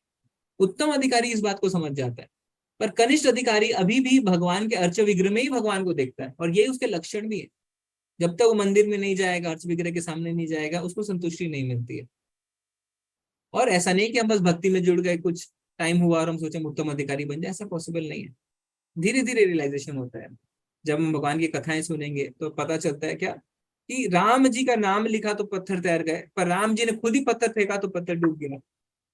क्यों? तो हम क्या बोलते हैं, राम से बड़ा राम का नाम, है ना। तो इसे प्रसंग आते हैं, पर इसको तरीका एक ही है, विधि विधानों का पालन करते रहिए, करते रहिए, करते रहिए। धीरे धीरे क्या होगा, जब आप इसको रूल्स एंड रेगुलेशंस ना समझ के आप इसको अपना कर्तव्य समझेंगे, आपको प्रेम और अनुराग भगवान के प्रति उत्पन्न होगा, तब धीरे धीरे रियलाइजेशन होगा। ठीक है। जयपता का गुरु महाराज क्या बोलते हैं, अति भक्ति चोरेर लक्षण, ऐसे करके बंगाली में है, अति भक्ति चोरेर लक्षण। तो जब दिखे कि कोई बहुत ज्यादा भक्ति कर रहा है, तो आप समझ जाइए वापस में वो स्वांग कर रहा है, क्योंकि भक्ति को वो परिपक्व होने में समय लगता है, ये प्रोसेस है, तुरंत नहीं होता है। ओके माता जी? जी प्रभु जी, एक और बात पूछना था। जैसे प्रभु जी कोई इवेंट होता है टेम्पल का, या हम तो सबको इनवाइट करते हैं, पर बहुत सारे लोग हैं जो बोल देते हैं नहीं हमें कैंपिंग जाना है, पिकनिक जाना है, कोई ऐसे जो चीजें छोड़ देते हैं और भगवान के लिए नहीं आते हैं। तो हमारे मन में इंस्टेंटली उनके लिए अच्छी फीलिंग नहीं आती प्रभु जी उस टाइम पर, कि ये ऐसे क्यों कर रहे हैं। तो हाउ टू अवॉइड दैट प्रभु जी, कि ऐसा नहीं सोचो उनके बारे में? वो ऐसा ही है माता जी, ये हम अपना मन को ये बोले ये मत करो, ये मत करो, ये मत करो, तो वो नहीं होगा, वैसा नहीं होगा। बच्चे को बोलेंगे ना चुपचाप बैठ जाओ, तो ऐसा नहीं होगा। आपको उसे सकारात्मक कार्य में लगाना होगा। तो मन को जब आप क्या करेंगे, भगवान का भक्ति में लगाएंगे, तब आप देखेंगे दूसरों के प्रति द्वेष कम हो गया आपका। आप दूसरों के प्रति द्वेष नहीं करेंगे, दया करेंगे। फिर आप देखेंगे कि वो ऐसा करके छोड़ के कैंपेनिंग में जा रहे हैं, या कहीं ट्रैकिंग में जा रहे हैं, जहीं भी जा रहे हैं, तो आपको उनके ऊपर दया आएगी कि हे भगवान आप इन्हें सद्बुद्धि दें, क्योंकि वास्तव में भौतिक चीजों में इतने व्यस्त हो रहे हैं और अपना समय खराब कर रहे हैं, और आप के से जुड़ने का मौका छोड़ रहे हैं, तो इनको आप सद्बुद्धि दें। तो फिर आप दया में बदल जाएगा आपका द्वेष। कब? जब आपका हृदय सॉफ्ट होना शुरू होगा। हृदय सॉफ्ट कब होगा, निर्मल कब होगा? जब आप उसको मांजेंगे। चेतो दर्पण मार्जनम, कैसे मांजेंगे? भगवान का नाम का जप करके। तो जब भगवान के नाम का जप होता है तो हृदय हमारा सॉफ्ट होने लगता है, सॉफ्ट होने लगता है। जब हृदय सॉफ्ट होगा तो द्वेष खत्म हो जाएगा और सबके प्रति दया भाव आ जाएगी। ओके, जी प्रभु जी, थैंक यू सो मच प्रभु जी। हरे कृष्ण। तो आप सब क्या करें ना, माला एक माला करनी अच्छी बात है, ये शुरुआत है। पर जो ऑलरेडी एक कर रहे हैं वो 4 करें, जो 4 कर रहे हैं वो 8 करें, जो 8 करें वो 16 करें। 16 करें, रेगुलर करें, रेगुलर करें। आप देखेंगे कि किस तरीके से आपका हृदय एकदम सॉफ्ट हो गया, निर्मल हो गया। और निर्मल हृदय में ही भगवान वास करेंगे, कठोर हृदय में भगवान वास नहीं कर सकते। विठल प्रभु, हरे कृष्णा। हरे कृष्णा। जी। मुझे है ना एक मंत्र के बारे में पूछना था, मुझे नहीं पता कि सही समय है या नहीं है। ओम कृष्णाय वासुदेवाय हरे परमात्मने प्रणतः क्लेशनाशाय गोविंदाय नमो नमः।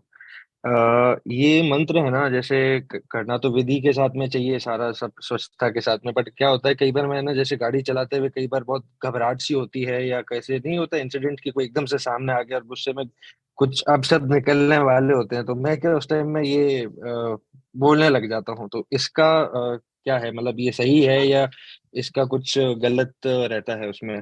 जी जी प्रभु जी, देखिए हमें तो ये पता है कि जो महामंत्र है उसको करने के लिए चैतन्य महाप्रभु ने खुद बोला है।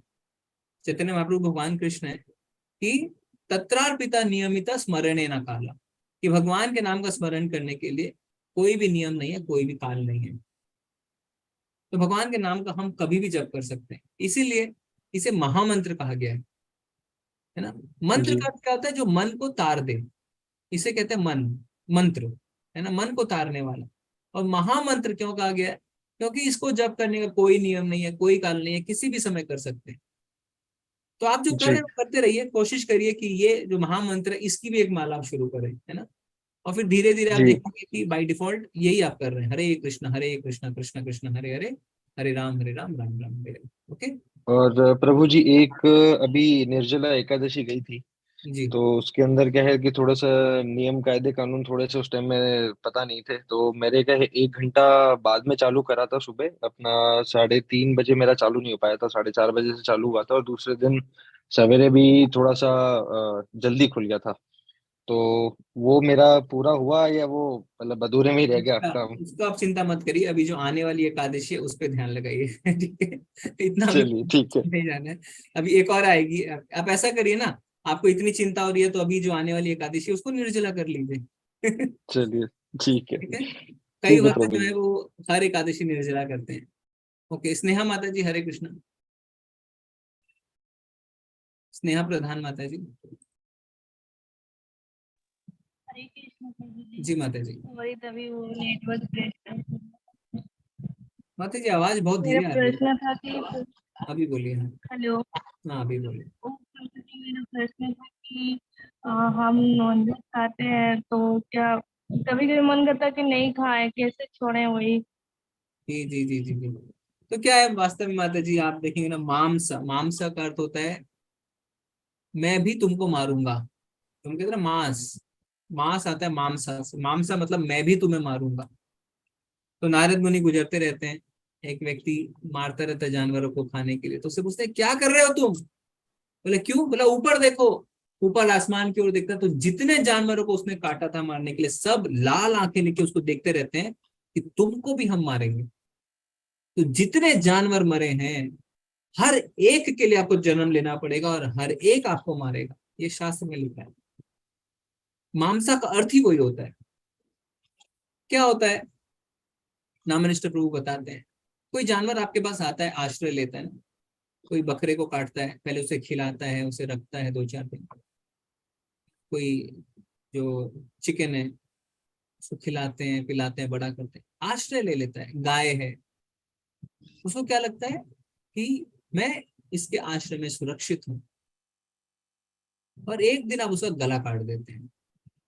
शॉक्ड हो जाता है वो कि मैंने जिसका आश्रय लिया उसने मेरे को काट दिया। आप अपना सोच के देखिए, आप किसी के आश्रय में हैं और वो आपके साथ गलत कार्य कर दे, आप शॉक्ड हो जाएंगे कि मैंने अपना हृदय खोल के रख दिया इसके आगे, मैंने इसका आश्रय लिया और इसने मेरे साथ धोखा किया। वो पाप से हम कभी छुटकारा नहीं पा सकते। ठीक है। तो नॉनवेज खाना एक बहुत बड़ा पाप कार्य है, हमें इससे बचना चाहिए। आध्यात्मिक रीजन है और भौतिक रीजन भी बहुत सारे हैं।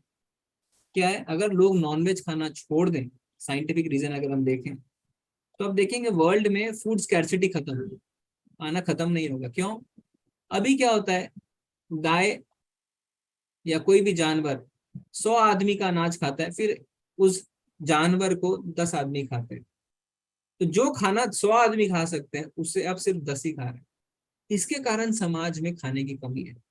और बहुत सारी रिपोर्ट निकल चुके हैं, बहुत सारी स्टडी हो चुकी है कि अगर पूरा देश, पूरा वर्ल्ड अगर वेजिटेरियन बन जाए तो खाना अबंडेंट ज्यादा है, खाने की कोई कमी नहीं है। बहुत सारे कारण हैं, जो भी कारण से हम कन्विंस होते हैं हमें क्या करना है, नॉनवेज तुरंत त्याग करना है। ठीक है, पर ये लेवल 1 का टॉपिक नहीं है, क्योंकि आपको हम सिर्फ माला करने कह रहे हैं। माता जी ने पूछा, उनको छोड़ना है, तो इसलिए हमने बताया। ओके माता जी, स्नेहा माता जी, हरे कृष्णा। सीमा माता जी, हरे कृष्णा। हरे कृष्णा प्रभु जी। जी जी, मेरा ये सवाल था कि जब भगवान का सुमिरन करते हैं, स्मरण करते हैं, तो कुछ सुखद अनुभूतियां होती है, तो क्या हम उनको किसी के साथ में शेयर कर सकते हैं? मैंने सुना है कि नहीं करना चाहिए, क्योंकि भगवान अपने साथ एक कनेक्शन स्थापित करना चाहते हैं, और हम जब किसी से बोल देते हैं तो वो कनेक्शन टूट जाता है। क्या ये सही है? भक्तों के साथ आप कर सकते हैं, जो आपके गुरु हैं आप उनको बता सकते हैं, उनके साथ शेयर कर सकते हैं, है ना। क्योंकि कभी कभी क्या होता है, हमारा माइंड हमारे साथ गेम खेलता है, हमें ट्रिक करता है। तो आपको गुरु जो है वो आपको गाइड कर सकते हैं कि ये जो है ये आपके माइंड का गेम है आपके साथ, या क्या है नहीं है ना। तो आप भक्तों के साथ, गुरु के साथ शेयर कर सकते हैं। ठीक है जी जी। हरे कृष्ण।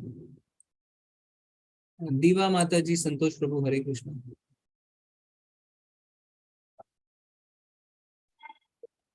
हरे कृष्ण प्रभु जी। जी माता जी। हरे कृष्ण प्रभु जी, आवाज आ रही है सब? हरे कृष्ण, हाँ पूछिए।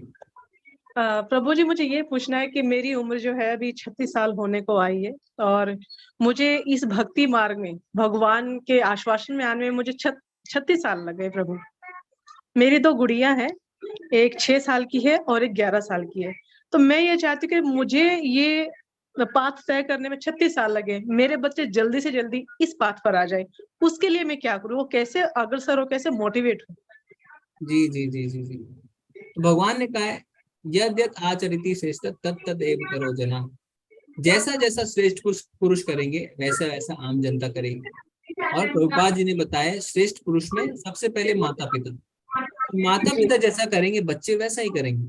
तो आप उनको बोल के मोटिवेट मत करिए, आप अपने आचरण से उनको मोटिवेट करिए। आप जैसा करेंगे वो वैसा ही करेंगे, जी वैसा ही करेंगे। और आपने भी अपने जीवन में देखा होगा ना कि आप वही कर रहे हैं जो आपने अपने मम्मी को करते हुए देखा, अपने पापा को करते हुए देखा। जी। क्यों? क्योंकि आप उन्हीं को रोल मॉडल बना के जब ऐसी परिस्थिति में पड़ जाते हैं, मैं क्या करूं, मैं क्या करूं, तो आप सोचते हैं मम्मी होती तो क्या करती, पापा होते तो क्या करते, है ना। और अपने आप वही कार्य करते हैं। तो आपको जब वो देखेंगे तो अभी भी सीखेंगे, और ऐसे समय में जब वो आपके साथ नहीं है तो भी वो आपके आचरण से सीखेंगे। तो अपने आचरण को बदलिए, अपने आपके बच्चे अपने आप भक्त बन जाएंगे। अच्छा प्रभु जी, मेरी सिस्टर है, मेरी जो बड़ी सिस्टर, उनके 2 बच्चे हैं जिनकी उम्र जो 20-22 साल है। वो ये कहते हैं कि भगवान भगवान तो है ही नहीं। जी जी जी। ऐसे बच्चों को कैसे सिखाया जाए प्रभु? ये एज थोड़ी सी ऐसी है माता जी, इसमें कुछ नहीं कर सकते हैं, क्योंकि संगति जो है वो कॉलेज वाली है, स्कूल वाली, और अभी रजोगुण प्रधान है ना। रजोगुण में पैशन है, और उसमें ऑपोजिट सेक्स की तरफ अट्रैक्शन है बहुत ज्यादा। तो इस समय में समझाना बहुत मुश्किल है। ज्यादा उनको प्रेशराइज करने से भी क्या होता है, फिर वो एवर्जन हो जाता है। एवर्जन मतलब वो करना भी चाहेंगे तो नहीं करेंगे। तो वैसे परिस्थिति भी तैयार मत करिए, क्योंकि ना कर दिया है तो बस ना कर दिया, तो वहां कैसे करूं, इज्जत खत्म हो जाएगी मेरी। तो वैसे ही परिस्थिति मत आने दीजिए। अज्ञात सुकृति से करिए, प्रसाद खिलाइए, उनके आगे जप करिए, उनके आगे भगवान की बातें करिए। कोई ना कोई जीवन में ऐसी परिस्थिति आएगी कि जब उन्हें भगवान के नाम का सहारा लेना पड़ेगा, तब उन्हें रियलाइजेशन होगा। जी। एक और क्वेश्चन प्रभु जी, मैंने अब जो स्टार्ट किया है कि मैं, प्रेम सागर जी हैं एक महाराज जी, जो राधे राधे राधे का नाम लेते हैं प्रभु जी, और मैं उनसे अग्रसर होकर उन्होंने बोला कि आपको भागवत अगर बनना है तो आपने भगवत गीता पढ़नी है। वो ऐसे ढूंढते ढूंढते मैं ये व्हाट्सएप ग्रुप को मैंने ज्वाइन किया प्रभु जी। बस मुझे ये पूछना है कि ये स्टार्ट है और ये आगे कंटिन्यू कैसे कैसे इसके स्टेप्स क्या होते हैं प्रभु जी, जी जी ये जी। और पूछना है। तो इसके बाद लेवल 2, लेवल 3, लेवल 4, लेवल 5 ये चलता जाएगा, ये कभी नहीं खत्म होगा। जी और हमारी डेली 8 PM हिंदी क्लास होती है, उसमें हम कृष्णा बुक कर रहे हैं। तो अगर जी आपकी इच्छा है जुड़े रहने की तो आप तहुम्र जुड़े रह सकते हैं इसमें, है ना। जी प्रभु, जी तो प्रभु, रामनिष्ठ प्रभु की ऐसी कृपा है कि उन्होंने ऐसा प्रोग्राम डिजाइन किया है कि जो भी इंटरेस्टेड है वो हमेशा जुड़ते रह सकते हैं और आपको स्पिरिचुअल नरिशमेंट मिलती रहेगी। ठीक है जी प्रभु, हरे श्री हरि। हरे कृष्ण हरे कृष्ण। आशा माता जी हरे कृष्ण।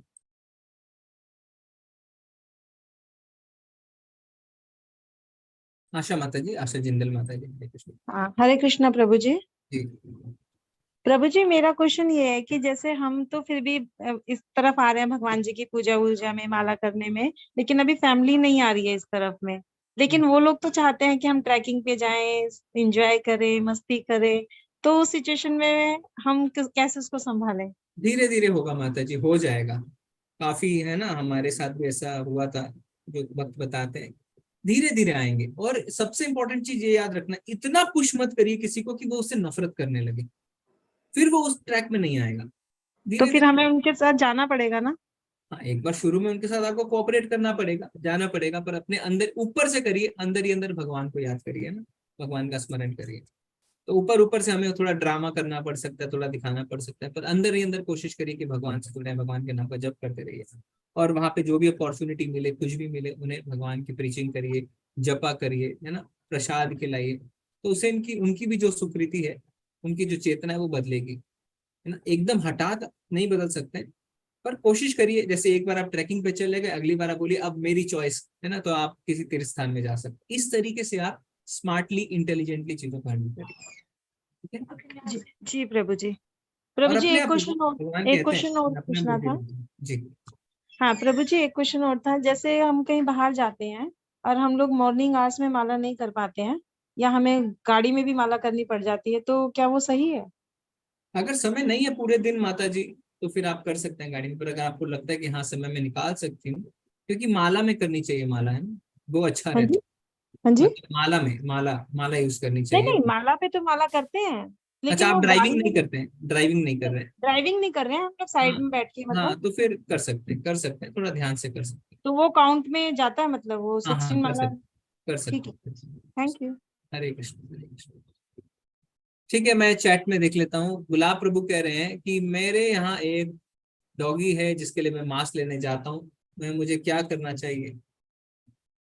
तो क्या होता है प्रभु जी कि मृगारी है ना, हमने देखा था, वो जानवरों को अधमरा कर देता है। नारद जी आते हैं, कहते हैं तुम्हें पता है कितना पाप लगेगा। बोलते मुझे क्यों लगेगा, मैं तो अपने परिवार के लिए कर रहा हूँ। परिवार के पास जाता है, परिवार कहता है तुम मार रहे हो, तुम ला रहे हो, हम नहीं है इस पाप की भागीदारी। तो आप अपने डॉग से पूछिए, क्या वो उस पाप को लेने को तैयार है। वैसे जानवरों को पाप और पुण्य नहीं लगता है, वो भोग योनि है। पर कहने का अर्थ ये है कि अवॉइड करिए अगर ऐसा कर सकते हैं। ठीक है, मेरा प्रश्न ये है कि माला के अलावा अगर भक्त भगवान के नाम पे मेडिटेट करे तो क्या उसे हेल्प करेगा। तो भगवान के नाम पे आप जप छोड़ के कैसे मेडिटेट करेंगे। खाली कृष्ण शब्द को लिखा हुआ देखना मेडिटेशन वो नहीं है, वो कुछ नहीं है, वो मेंटल स्पेकुलेशन है। भगवान के नाम को जप करके ही मेडिटेट कर सकते हैं, उसे कहते हैं जपा मेडिटेशन। हरे कृष्ण बोल बोल के जब सुन रहे हैं, this is also meditation, is called जपा मेडिटेशन। ठीक है, इसको आप खाली कृष्ण शब्द को देख रहे हैं, वो कुछ नहीं है, वो टाइम वेस्ट है प्रभु जी। Okay, what's the mystery of Nidhi one. ठीक है प्रभु जी, ये सब हम लोग चर्चा नहीं करेंगे। हाँ, उनका नित्य लीला चलता है, बस आप इतना समझिए।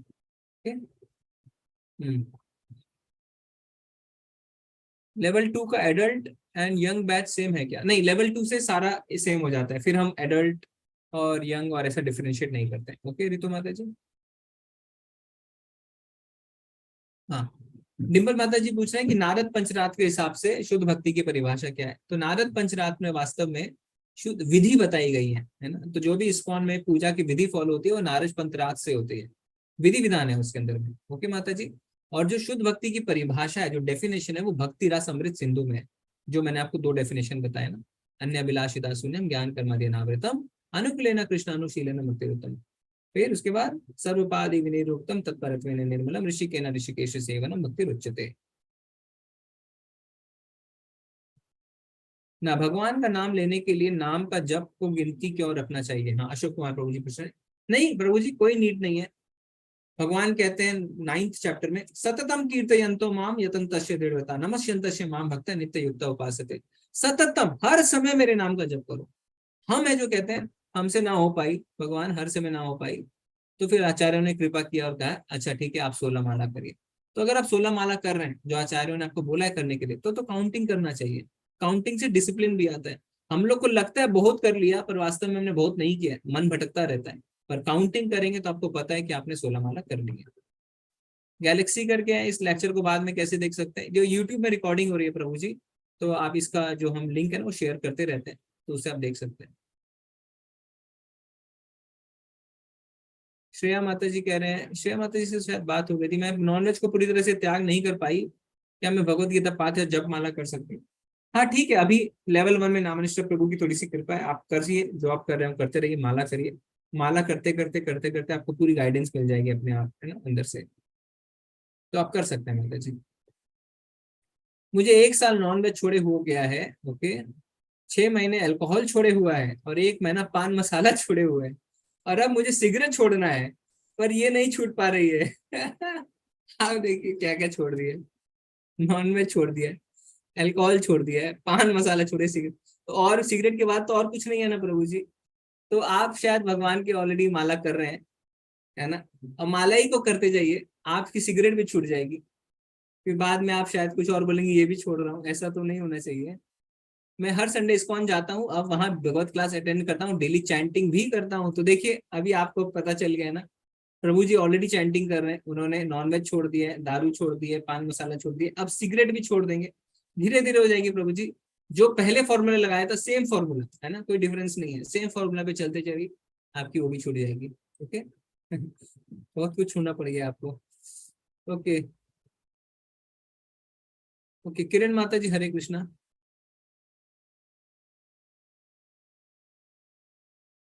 नाम जप कोई भी हो सकता है, हाँ नाम जप आप कोई भी कर सकता है, ये सही बात है, पर शास्त्रों में लिखा है हरे कृष्णा कृष्णा कृष्णा हरे हरे, हरे राम राम राम हरे हरे, इसे महामंत्र कहा जी जी माता जी। मैं ना रोज वो अपनी एक कॉपी में रोज जय श्री कृष्णा राधे राधे लिखता हूँ, तो ये क्या गिनती में भी आता है कि हाँ मैं जाप आता है, हाँ गिनती में आएगा, पर क्या है ना बहुत समय लग जाएगा। आप जितने में बोल के कर पाएंगे और जितने में लिख के करेंगे, समय का बहुत अंतर हो जाएगा। तो इसलिए ना बोलता भी हूँ मतलब साथ हाँ, में थोड़ा। हाँ अच्छी बात है आप बोल रहे हैं, पर अगर समय बचाना है और ज्यादा करना है, क्योंकि श्रवणम की विधि आई है ना, ऐसा नहीं तो भगवान बोल देते कि लिखिए जी, तो आप लिख रहे हैं, अच्छी बात है, पर बोलिए भी, मतलब माला भी करिए, तो आप फास्ट हो जाएगा आपका सब कुछ। ठीक है, शुक्रिया प्रभु जी। हरे कृष्ण। हरे अच्छा ठीक है, संगीता माता जी बोले तिलक कैसा लगाना है, येलो या रेड? तो माता जी इसमें रंग से हम नहीं जाते हैं, इसमें हम लगाते हैं गोपी चंदन। गोपी चंदन यानी जो गोपियों के चरणों से निकली हुई रज है, उसको लगाते हैं, उसको अपने माथे पे धारण करते हैं, तो गोपी चंदन लीजिए आप। पूजा जप नाम ध्यान करने के बाद स्वभाव कैसे बदलेगा? हाँ अच्छा प्रश्न है ज्ञानेंद्र प्रभु ने, कैसे बदलेगा? तो आपको इसको पहले अपने जीवन में उतारना होगा, तब देखना होगा। तो हमने उदाहरण दिया था कि भौतिक जगत में हम पहले मानते हैं फिर प्रैक्टिकल करते हैं। मान लिया कि बिजली की तार में बिजली जाती है, yes sir you are right sir, फिर जाते हैं लेबोरेटरी में, उस बिजली की तार को बल्ब से कनेक्ट करके चेक किया, प्रैक्टिकल डन।